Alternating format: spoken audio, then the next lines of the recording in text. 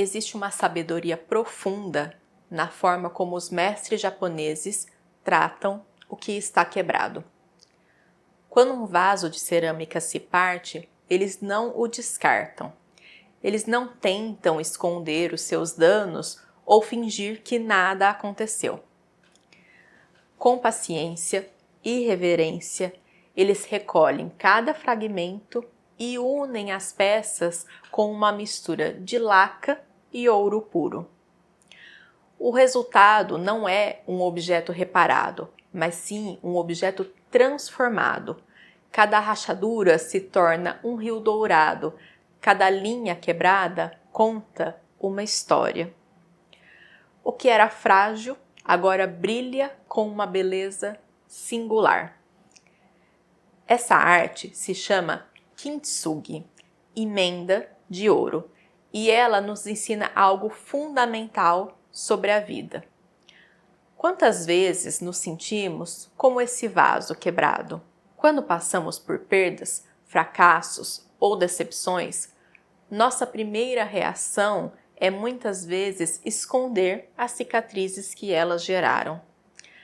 Achamos que as quedas nos diminuem, que as marcas do tempo são defeitos e que precisam ser disfarçados a todo custo. Mas o Kintsugi nos mostra outro caminho. E se, ao invés de negar as nossas feridas, nós as honrássemos? E se nossas cicatrizes não fossem sinais de fraqueza, mas sim de resiliência? Há uma beleza profunda na imperfeição que é aceita. Quando deixamos de lutar contra nossas quedas e começamos a integrá-las em nossa história, algo mágico acontece. Assim como o ouro que ilumina as rachaduras dos vasos, as nossas experiências mais difíceis podem nos tornar fontes de sabedoria e profundidade. O verdadeiro Kintsugi não acontece com a cerâmica, mas com a alma humana. Cada vez que nos permitimos curar sem apagar as nossas marcas, estamos praticando essa arte sagrada. Quando olhamos para as nossas dores passadas não com vergonha, mas com compreensão, estamos transformando chumbo em ouro alquímico.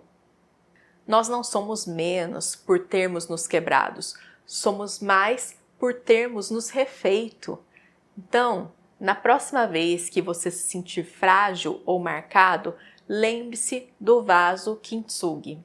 Suas cicatrizes não são defeito, são os lugares onde a luz pode entrar em você.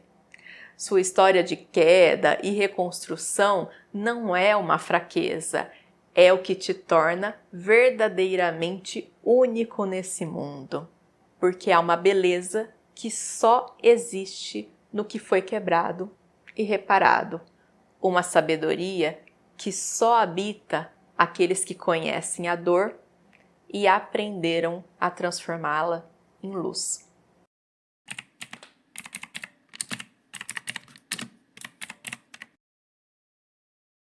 Se a gente pensar nas marcas físicas que a gente tem no nosso corpo, eu não tenho nenhuma cicatriz que me traga algo forte, alguma coisa que eu queira esconder. Mas eu tenho uma condição que se chama pseudoestrabismo. O pseudoestrabismo é quando a pessoa parece que tem um estrabismo, mas ela não tem de fato nenhum desvio no nervo. Inúmeras coisas podem gerar o pseudoestrabismo, seja elas o formato do rosto, seja pregas nos olhos, seja aonde a imagem reflete no fundo do olho, que é o meu caso, que é um desvio de capa. A imagem reflete no meu olho um pouquinho lateralizada. E aí isso gera uma percepção de estrabismo. E aí quando eu fui estudar um pouco sobre isso, eu descobri inclusive que isso poderia, na minha infância, ter se tornado um estrabismo verdadeiro. E felizmente no meu caso não se tornou. No meu caso ficou só a condição estética. E isso eu confesso que me incomoda muito, muito. Eu tenho muita dificuldade de me olhar nas fotos. Eu não gosto de tirar fotos por causa disso. Eu tenho pouquíssimas fotos porque em todas as fotos esse pseudoestrabismo aparece. Ele aparece nos vídeos, então para mim é desconfortável, inclusive editar os vídeos, porque enquanto eu edito o vídeo, eu observo essa condição. E eu já fui em médicos, oftalmologistas, pedindo, pelo amor de Deus, me ajude a resolver, e não há o que ser feito, porque não é uma condição, de fato, que tem como ser remediada. É uma questão natural minha. Quando eu parei um pouco para refletir em como eu lidava com esse aspecto, eu inclusive percebi que tem pessoas na minha família que têm o estrabismo verdadeiro, inclusive. E aí eu percebi que é um sinal familiar, é uma característica familiar. Então, também é um sinal que diz de onde eu sou, de onde eu vim. Talvez seja importante para mim olhar com esses olhos, né? Porque, por exemplo, se você tem uma mãe de olhos azuis e você herda os olhos azuis dela, você sente um super orgulho de ter herdado os olhos azuis da sua mãe, os cabelos loiros do seu pai. Enfim, quando a gente pensa nos traços de beleza que trazem beleza, a gente sente um orgulho imenso de ter herdado esses traços dos nossos antepassados.